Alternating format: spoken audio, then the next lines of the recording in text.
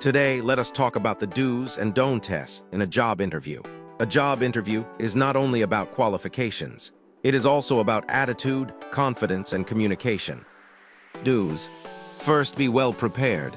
Learn about the company and understand the job role. Preparation shows professionalism. Second, dress neatly and professionally. Your appearance creates the first impression. Third, always be punctual. Arrive on time or a few minutes early. Punctuality shows respect. Fourth, greet the interviewer politely.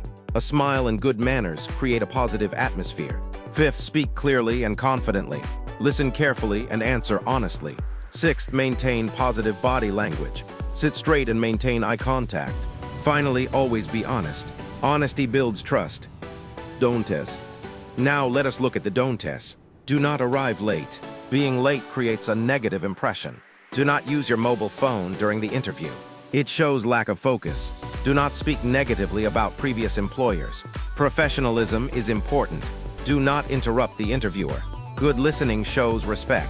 Do not give false information. Truthfulness is always the best policy. Do not show overconfidence. Stay calm, respectful, and humble. Conclusion. In conclusion, a successful interview depends on preparation and behavior.